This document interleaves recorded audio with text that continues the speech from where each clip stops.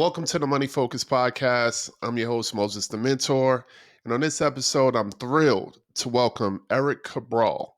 He's a master of branding and podcasting, and he turned his entrepreneurial journey into a symphony of successful businesses, from launching top-rated podcasts to amplifying the reach of major brands. Erik's story is a blueprint for any aspiring entrepreneur.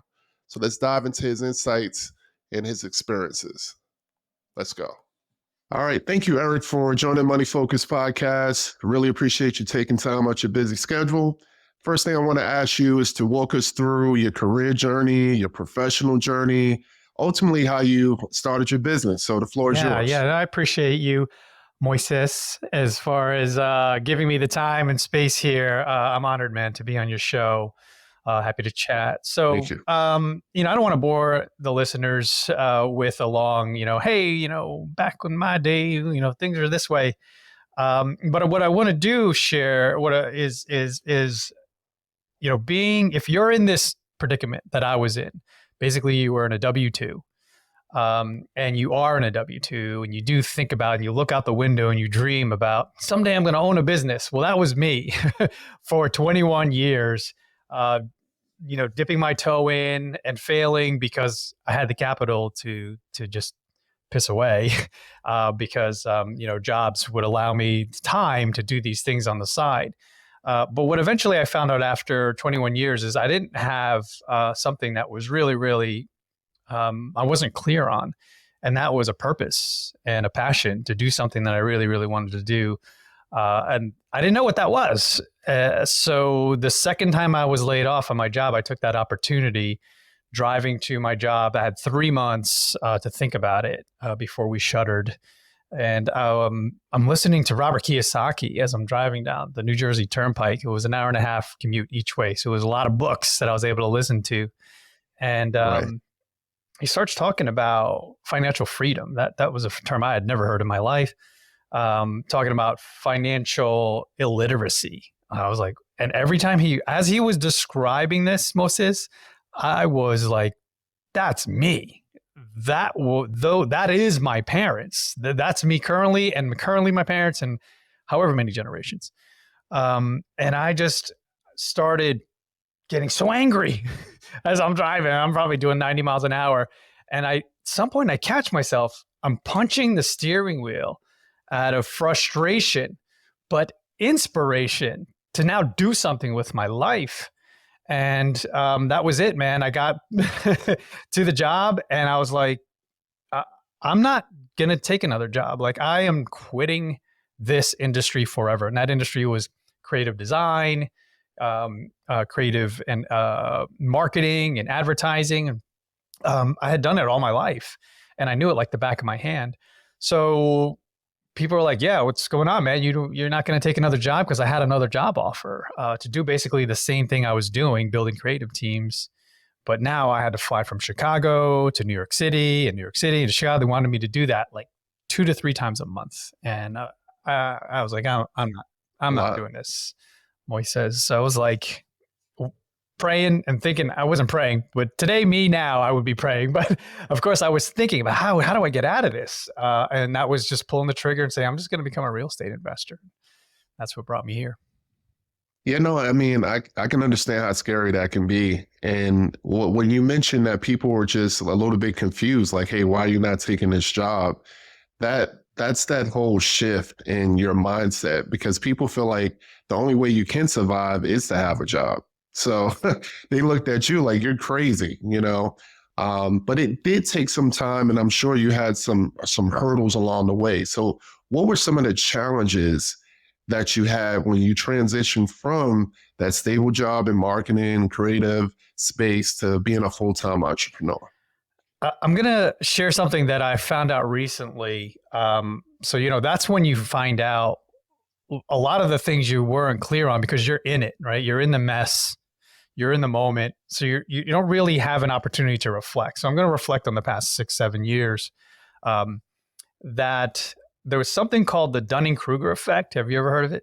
So there's a story of a guy who robbed a bank, and I forget his name. His name is not Dunning or Kruger, but these are the two psychoanalysts that coined this phrase because he got home and figured he got away with it. And the door, they knock it on the door and they're like, "You're under arrest." He's like, "For what?" He's like, "You just robbed First National Bank," or whatever it was.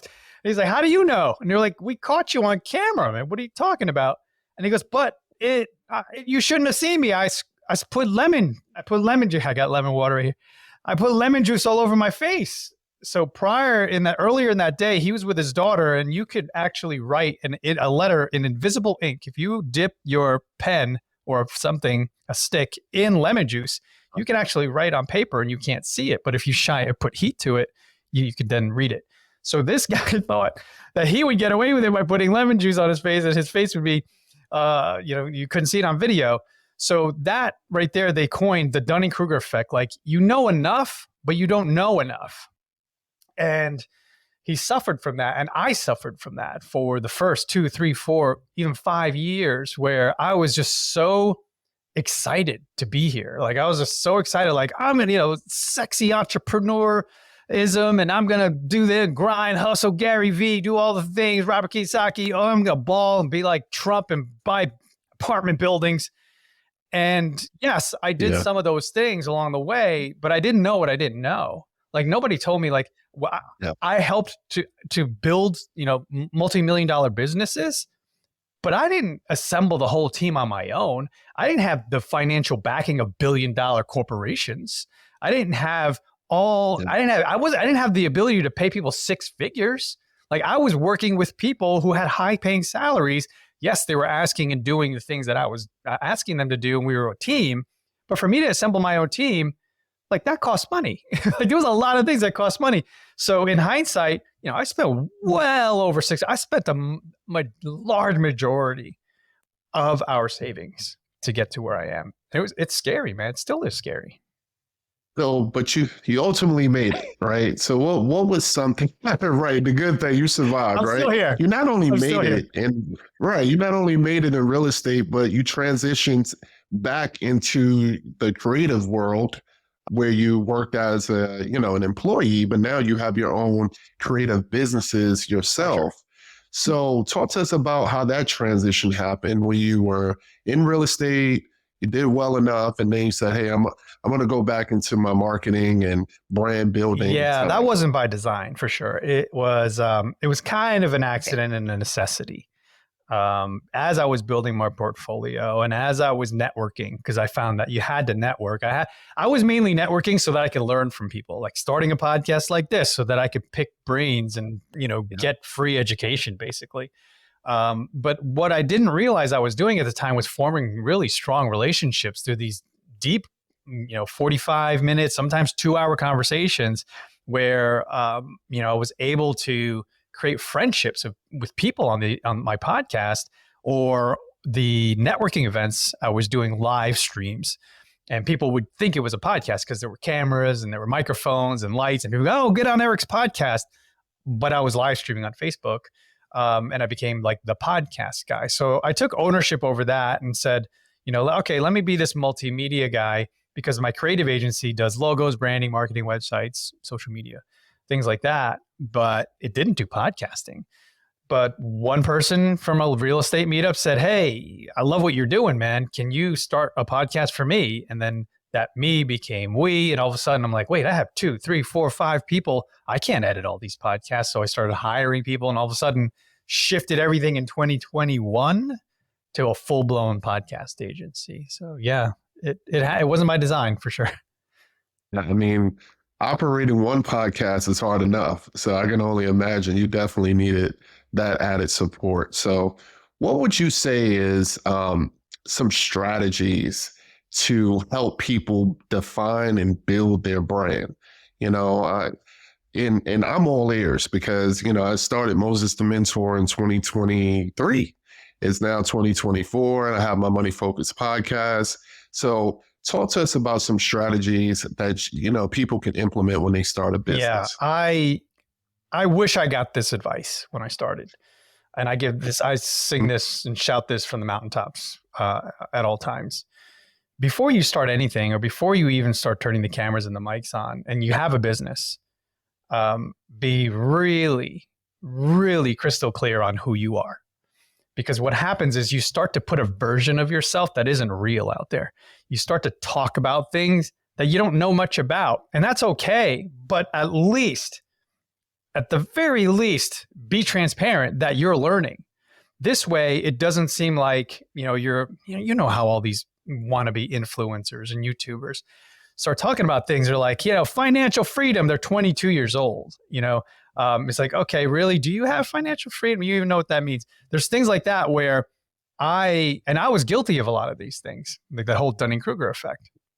And what I've learned over time is when I step into actually find out first who I am and what I represent and what are my core beliefs. What's my belief system? What are my core values? That's when the rubber started meeting the road. That plus vulnerability and sharing people like, hey, I'm new at this, like you did before the mics turned on. You say, hey, Erik, man, I'm new at this. I'm here to learn. That's exactly how I stepped to the plate. And I recommend anyone and everyone to not brag about things you don't know, or share a version of yourself that isn't real. Because what happens over time is people who do watch your stuff eventually meet you in person and they're like, something's off. There's a disconnect. Like that guy that I met in person is an asshole. And the guy that I like on social, he seems like a cool guy. Where's the disconnect? Or he's talking about faith on his podcast, but meanwhile he's dropping F-bombs and talking about women and doing all there's a disconnect. So that disconnect automatically creates distrust. And that's not what we want to do. We want to create trust. Yeah, no, I agree with that. When I started my YouTube channel, I spoke exclusively about rental properties, because that's my expertise. And when I flipped the switch and said, hey, you know what? Not everyone wants to have rental properties, number one. And in real estate, there's so many different ways you can make money that I'm not an expert in, right? So it'd be a perfect opportunity to learn from my guests and also share with my audience at the same time. So I 100% agree that that's a good way to kind of show your value overall, to show that you're not an expert in everything, right? For sure. So there is a framework that I follow, and that I advise people at the very least 12 months of creating content.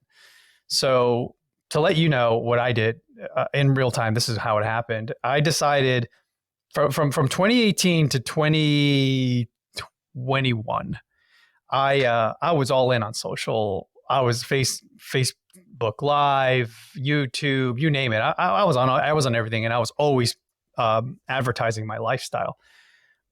Not necessarily my home life, just a little bit here and there, but I never featured my kids and my wife and stuff. It just didn't seem right with my brand and what I wanted to do. But I was documenting the journey, as Gary says, Gary Vaynerchuk. And every day I would show myself at properties or at someone else's properties and doing things that I would hope to inspire others to do. Which it worked, right? People would come and invest in us.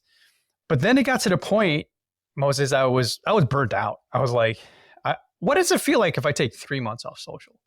3 months became 6 months, 6 months became 12, all of a sudden 12 became 24. Ooh. Now, I'm blessed that I have a team to do my socials. Blessed that I have a podcast where it creates content for me consistently, because I can have conversations offline like this, and then my team will chop everything up. So it still looks like I'm active, but I, as an individual, decided to turn it off. Like, I don't want to live my life always thinking about this is an Instagram moment. Or, I just didn't like the way it was intruding on my life, and not just my life, but in my mental state. I wanted to be present. Yeah. So here's the thing that I did, and it worked. Just spoiler alert, it worked. And now I'm preaching this to the choir and everybody who listens and everybody who comes in within my community. You need to be crystal clear, as I said earlier, on who you are, what you do, who you serve, and how you serve them in your unique way. And put those into buckets, right? So let's just use a really simple example: faith, family, and finance, right? That those could be 3 really good buckets. And if you're going to turn on the camera and post something, you can ask yourself the question and look at those 3 things and go, does this fall under faith, family, or finance? If it doesn't, I'm not posting. I'm not going to go live. And then what happens over time, Moses, is that people start to get real clear on what you do and how you do it because you're clear on what you do and how you do it. Don't fall into the trap of posting everything like I did, because then at some point someone's going to come up to you and say, I love your content, man, but what do you do again? And that was constant for me. I was confusing everybody. Does that make sense? Yeah, no, it makes sense. It sounds like, just using me as a case study, for rental properties, for example, like, there's times where I'm simply reviewing a maintenance request because I manage my properties remotely. I could easily show that, right? Show how easy I actually can coordinate a repair from my computer. Do I normally post that? No, but it also adds a layer to say, okay, well, I know Moses has a podcast. I know Moses has rental properties. Also know that Moses manages rental properties from his computer in Atlanta, and his properties are in Cleveland. So it's adding layers to it. Then when I do my site visits and I go maybe 2-3 times a year, hey, I'm at the property. You see what I'm saying? So I think those are the things I can add to it to build more continuity to what I present as a whole to my audience. So that's what I took from what you just said. 100%. One bucket for you, which is a big one. So a lot of things can fall under this umbrella. It's real estate investing. So if you say, I'm interested in potentially posting, or I know this is valuable to my audience, I'm adding value to their life by posting how I manage my properties virtually, that falls under the real estate investing bucket. So for sure, 100%, just all day post about that stuff too. What I'm talking about is when my friends start posting because they're going into a cold plunge or a sauna. And then they ask me later, why does everybody keep asking me, how do I do a DIY cold plunge? I'm like, because you keep posting about it. And I'm like, oh, damn. I'm like, are you building a lifestyle brand? I go, no, then stop posting about it. Yeah. That's what I'm talking about. Sure. But your thing is like, it's in the bucket. It's in the wheelhouse. So yeah, for sure. So talk to me about, again, because I'm not even a year in with my podcast, but talk to me about how your podcast actually helped your business grow overall. Like, how's that experience been? I have so many stories, but I'll pick one of the most visible guys. I was blessed to be a part of, and still part of, the Gary, we call it the Vaynerverse. And once I got in, it was, I think 2018 I met him, and then 2019 I joined the community. And getting on his podcast and doing all the things that was a goal of mine. Like, when I got into business, I followed and watched him, and he said, document the journey. And I did it. And I was like, someday, somehow I'm going to get into his circle and we're going to, create content together. And we did multiple times. And I still create content with his C-suite. If I didn't have a podcast, that would never have happened. I wouldn't be producing the Chief Heart Officers podcast. Claude Silver, we wouldn't be friends. The podcast created so many opportunities beyond my imagination, outside of, I just want to learn and I just want to get close to these people who, would normally say no to a cup of coffee, but say yes to being a guest on my podcast. That was really its true intention at first. It was a selfish one. I just want to get this guy for an hour and I got to pick his brain. But no, it started creating all these other opportunities, people turning into clients, people turning into business partners, people helping grow in another business, being a part of another business, being a part of, the Vaynerverse, just things like that, man. It's crazy. It adds another layer of validation and street cred when you have a podcast, especially when you've had one as long as I have, since, 2018. So yeah, I mean, it's a no-brainer for anybody. If you're ever thinking about starting a podcast, definitely start one. It's never too late. Yeah, as a follow-up to that, because I mean, you've had your podcast since 2018. Did you ever have a moment especially early on, where you said, "Hey, is this worth it?" All the Like time. this is a lot. This is I do it now. okay, I cool. probably All asked right. myself that yesterday. It's hard. I want to tell people it is you for me personally, I love interacting with people like Erik. I love sharing the information. That's what gets me motivated to keep producing it. But if you're looking for instant success, instant revenue, it's just not that. So I want to get to the point where I can be to Erik's status, but getting out of the bed to do it and edit and listen to yourself over and over and post and do this, it's a lot I'm of going to work, share something with but you it's that worth it. you'll really, really relate to. When we buy properties, right, whether it's single family, multifamily, whatever it is, what's one of the first pieces of advice an OG real estate investor will say to you as far as management?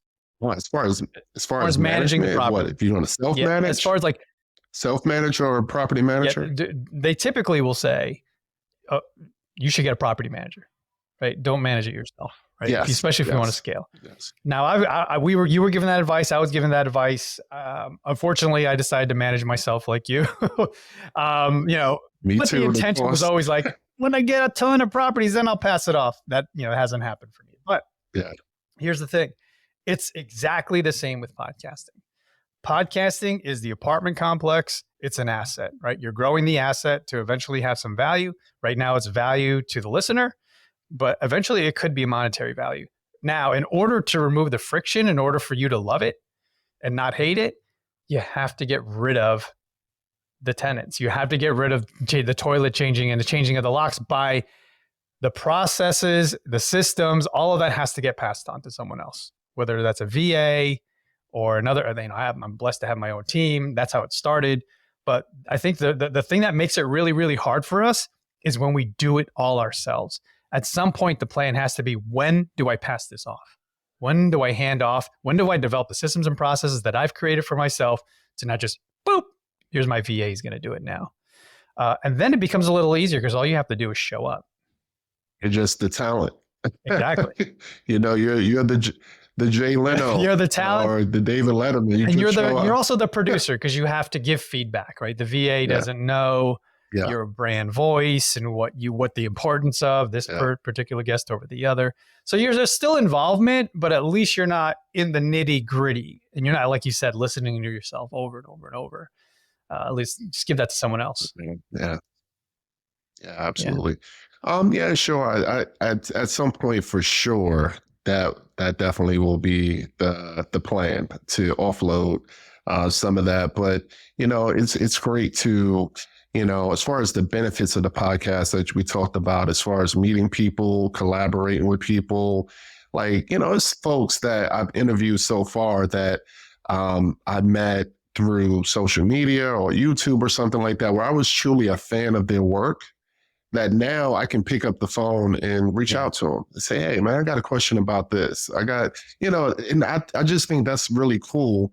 And I try to present, even though I'm new into this, but I want to be very professional. I want to be very conscious of people's time and talents. So I think anybody that's starting a podcast, don't just go out there and not be prepared. You know what I'm saying? Like, don't just say, hey, I'm just going to hit record and just let it ride. I really study my guests. I really take the time to prepare and understand why they fit on the show, and hopefully that comes across to my guests. So far, it's come across that yeah, way. So it's an added effort for sure. But if you're looking at doing this for the long haul, it's all worth it because it's relationship 100%. building. Absolutely. This is a key question for me also. How do you measure the success of your podcast? Whew, it's a good one. Because we're in the real estate space, ROI is a very common term. What's the ROI on that deal versus that deal? What's my return on the investment? So I got very accustomed to answering that question when it came to in relation to podcasting. And I'm like, it doesn't really apply because it is all about building relationships, building relationship towards that next business partner, that next investor, that next team member, whoever it is. It's expanding your network, which is critical to growing anything, especially your business.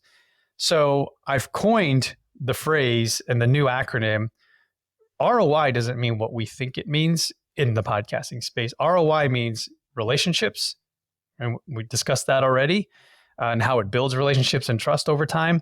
It opens the door to opportunities, as I mentioned with the Vayner thing in my world, and then eventually the impact that it has on not just your life, but on every single person that touches the podcast. Even if it's one person that you enlighten to go now invest and change their life, or you just shared with someone that, hey, I'm not the best at this, I'm failing. And then a business owner who was about to drive his car off a cliff because he's folding a company, but heard you. This is a true story that happened to me. I'm not saying he was going to drive his car off a cliff, but he called me and said, hey man, and he was in tears, and then I was in tears, and telling me how you sharing how you folded a business and you had to fold it. He was like, I thought I was alone. He's like, I was feeling like a loser, and I heard you talking about it. Thank you. That's what I'm talking about in terms of impact, and that's what keeps me doing it every day. Oh, amazing. And I love that you didn't mention money because I think money can be the byproduct of those things, but it can't be at the front end, because if it's at the front end of why you're doing it, that's when people will give up. 100%. So, and they're not managing their own expectations. They're leading themselves down the road to disappointment. Money comes in different ways. And as you mentioned, and there's a guy named Garrett Gunderson. I heard him say it first. I don't know if he coined it, but money is the byproduct of value. So if you bring value to the table each and every time in everything you do, like a podcast, eventually you're gonna become valuable enough where someone's gonna pay you for something. So just for example, and this is not a brag. This is like a humble braggish thing. Never in a billion years, honestly, Moses, would I have thought that I can charge $3,000 an hour to clients when I was in corporate America. What are you talking about? Yeah. Like, I think I would charge at the most $50 to $65 an hour when I was a creative director, because of the podcast, because of the brands that I built, because of the network and the reputation that I've created for myself over time, and enough value that was given. People are like, I value your time enough where I will plump this amount of money just to spend 60 minutes. So that's bananas to me. And I still thank God every day and share with my wife how humble I am by these opportunities that I have. And I'm not saying that this is an everyday thing. This is occasionally someone will say, hey, can I spend some time with you for a specific consultation around something that I specifically am an expert at? So that's what I'm saying. Opportunities and value over time versus trying to do something that's just going to be like overnight. I'm going to start charging $3-4 grand. It's not going to happen overnight. Right. And you wouldn't have got that 3,000 working your 9 to 5. I'm sure that. No, I don't even know how much surgeons make. Maybe that's what they make. But I know I spoke to a lawyer once, and she's like, hey, I heard about you. How much how does it cost to get some consulting from you? And I said, well, typically it's about $3 grand an hour. And she almost damn near hung up the phone on me. She's like, I don't even charge that much. I went to law school for 2,000 years. Hey, it's all about the investment.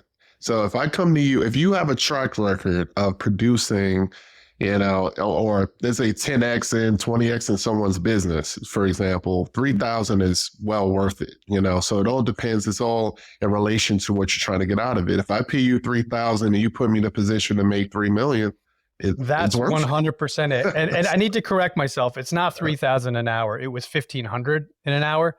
And then eventually I raised it to monthly calls that were an hour. It was $3 grand. Yeah.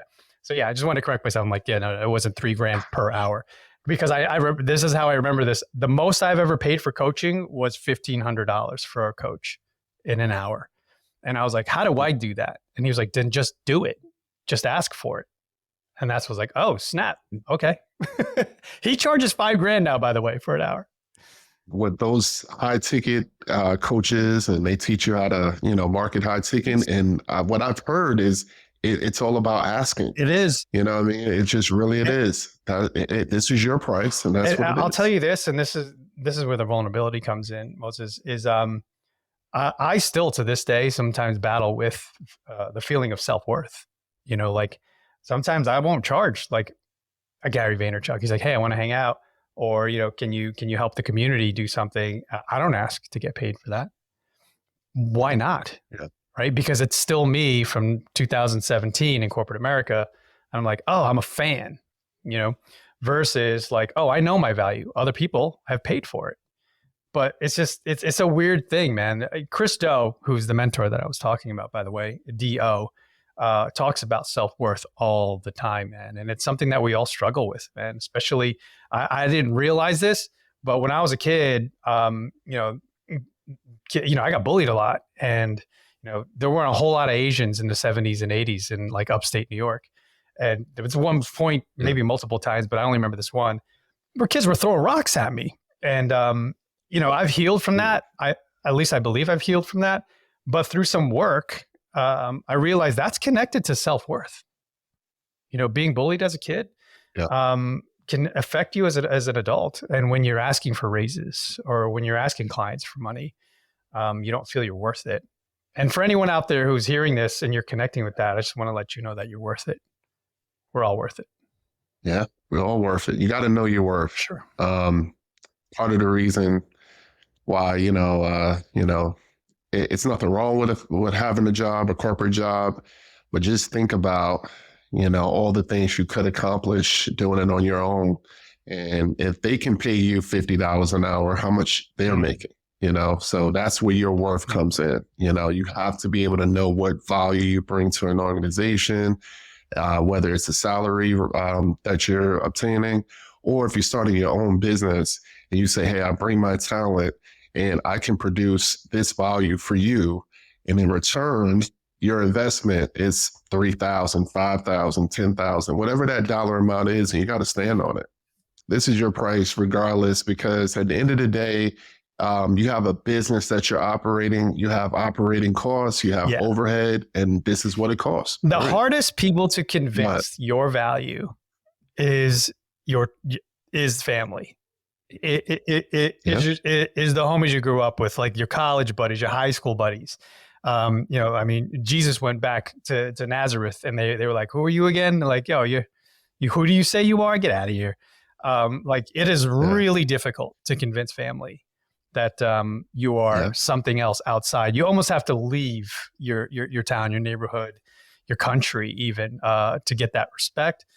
But there's just so much tied into this. We don't have enough time here to uncover it, but yeah, I think that people don't realize the value to me whenever I hire people is how much time are you saving me if I have to do this.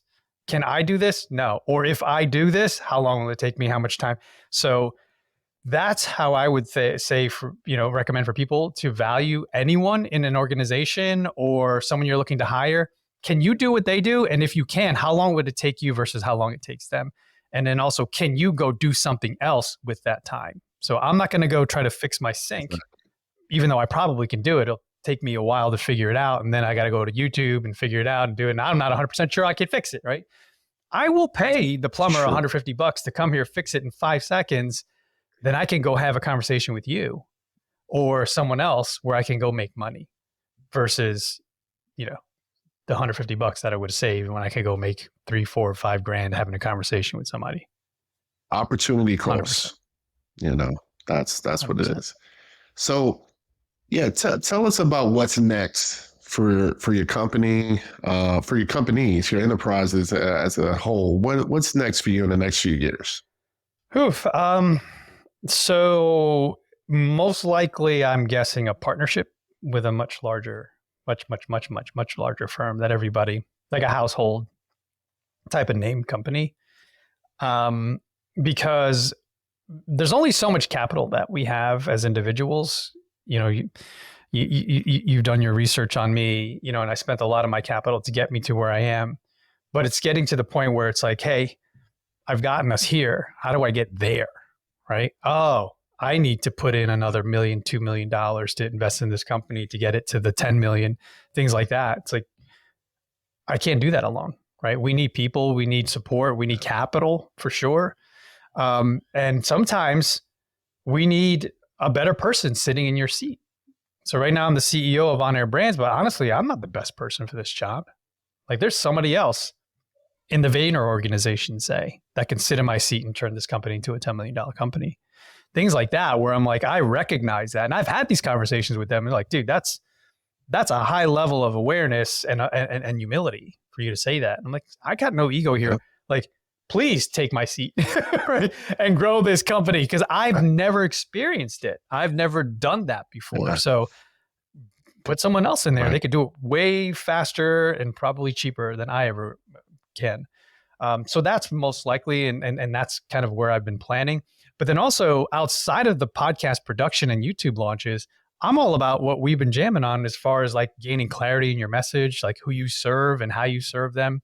That's a company, or at least a part of the company, called Be Your Brand. It's all about personal branding and launching your personal brand with clarity, so that if you have clarity, your clients have clarity on what you do and how you help them. That's what I'm all about. What about writing a book?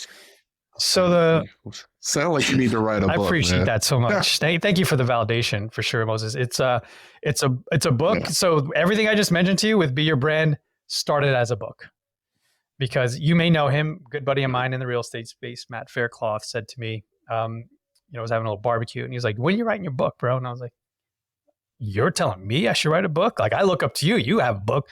And he's like, "Yeah." And he's like, "It's going to be about podcasting?" I was like, "Why would it be about podcasting?" He's like, "Because that's all you talk about." I'm like, "I do?" I wasn't even aware that that's how people saw me. So I did start writing the book in 2021, and then it just went on pause for a while. I got almost like, I don't know, 12, 14 chapters. But it started a part of the business that I probably wouldn't have started without that exercise. But yeah, for sure, I appreciate that, man. Yeah, but be on the lookout for Be Your Brand, the book. But the service is already here. So what final piece of advice would you like to offer the audience? And also, before you go, make sure to shout out all of your social media, your websites, best way to reach out to you. So the floor is yours. I like to keep it simple, and thanks for that opportunity, Moses. Erik Cabral.co. So my name is spelled with a K, ERIK, Cabral.co/guide. Yeah, guide. And that will give you a free download to all the tips as far as being a guest or being a host that I've pulled together over the past several years. So I recommend anyone go there, whether you're podcasting or not, give it to a friend, or at least give them the link. So erikcabral.co/guide. And yeah, I think the best advice I can give is if you're going to, or you are creating content, be super, super clear on what you do, how you do it, and who you're serving. Because if you're making it about you, that's not going to last long. That's not sustainable. But if you make it about them and how you solve their problems, then you can start building something. Perfect. And I'll make sure to put all your contact information in the show notes. So I just want to say thank you again for joining the show. It's a great conversation, and hopefully we'll stay in contact. Yeah. Thanks, Appreciate you. Appreciate you.